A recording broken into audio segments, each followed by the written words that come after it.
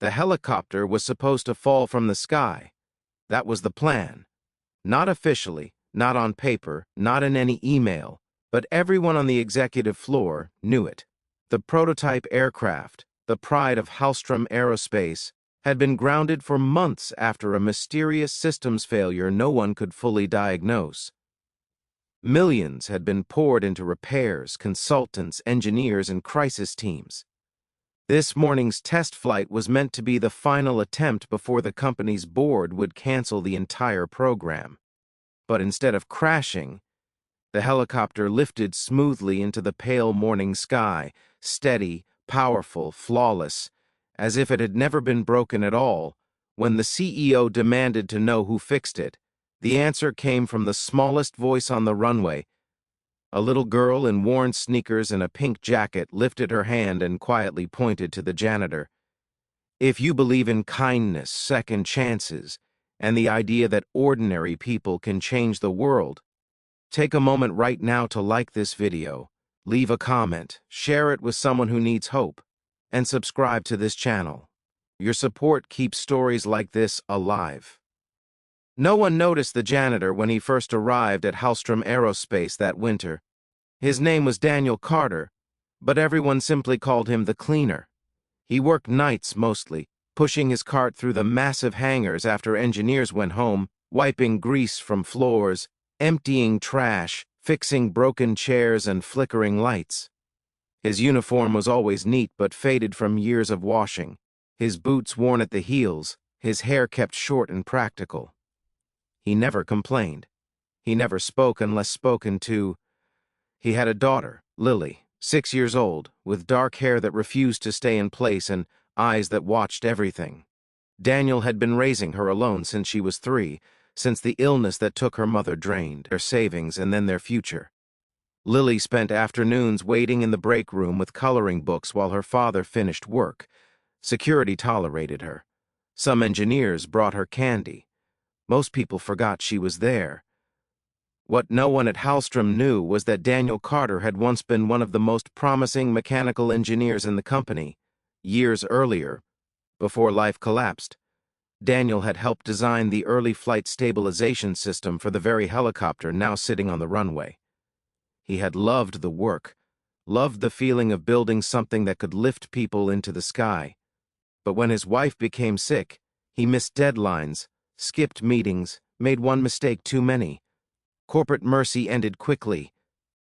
He was let go with a thin severance package and a heavy silence that followed him everywhere. He took the janitor job because it paid enough to keep Lily fed. Every night, after sweeping hangars and cleaning offices, Daniel walked the floor where the grounded helicopter sat beneath its covers. He couldn't help himself. He would pause, examine the panels, listen to the echoes of the machine in his memory. The problems that baffled the current engineering team were familiar to him. He recognized the fault patterns, the vibrations, the cascade of tiny failures that looked catastrophic when combined. He knew how to fix it. For weeks he'd told himself to stop looking. It wasn't his place anymore. He was just the janitor. Then one night Lily wandered over and asked why the big machine was sad. Daniel smiled at the innocence of the question, but when she touched the cold metal and said the helicopter felt lonely, something inside him cracked. He went home that night unable to sleep. By morning he had made a decision he could not undo. After his shifts ended, long after cameras cycled to low-power mode and supervisors left, Daniel began working on the helicopter. He brought his own tools. He printed schematics from memory. He adjusted calibration settings, rewired microcontrollers, replaced flawed components that the engineering teams kept overlooking because they were searching for a grand solution instead of the 100 tiny problems quietly destroying performance. He worked slowly, carefully, methodically. Sometimes Lily slept in the break room. Sometimes she sat nearby, drawing pictures of airplanes and families and stars. It took him 3 weeks. When he finished, the helicopter's systems hummed with a stability they had not known since the prototype's first assembly. Daniel wiped his hands, looked at the machine, and whispered a quiet apology to the career he once had. The next morning, the test crew powered up the aircraft. By afternoon, it was flying. Executives rushed to the runway. Engineers scrambled through diagnostics. The CEO, Richard Hallstrom himself, stood with his arms crossed, staring at the machine rising into the sky with disbelief hardening his face. Millions of dollars in failed repairs had not accomplished what happened overnight. When he demanded to know who had authorized new modifications, no one had an answer. That was when Lily tugged on his coat sleeve. She had followed her father outside, clutching the stuffed rabbit he had sewn for her from an old uniform sleeve. When the CEO leaned down impatiently, expecting her to point at some engineer, she instead lifted her small arm and pointed directly at Daniel, who stood frozen near the hangar doors. "That's my daddy," she said. "He fixed the helicopter." The silence that followed was absolute. Daniel felt the ground drop from under him. He knew in that instant his job was over. He had violated company rules. He had touched classified equipment. He had no authority, no permission. He stepped forward anyway, his heart pounding, ready to accept whatever came next. Security started moving toward him, but the CEO raised a hand. Richard Hallstrom walked slowly across the concrete, eyes locked on Daniel's face. He studied the man's uniform, the worn gloves, the grease still beneath his fingernails. Then he looked at the helicopter circling perfectly overhead. "You," he said quietly. "What exactly did you do?" Daniel told him everything. The nights, the schematics, the systems, the failure points no one had noticed. He did not make excuses. He did not ask for forgiveness.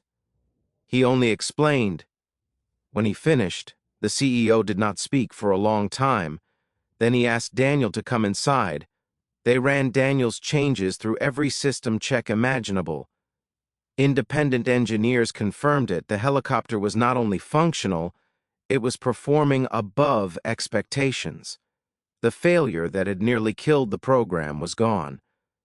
By evening, the board was in emergency session. The next morning, Daniel was called into the executive conference room.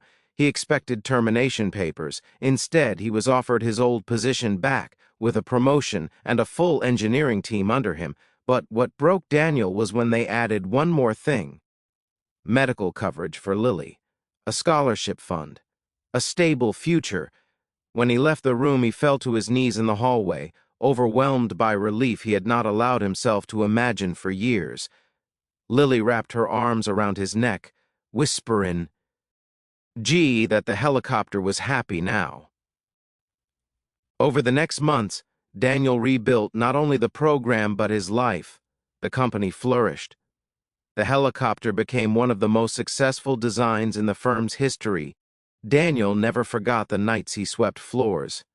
He kept his janitor badge in his desk drawer as a reminder.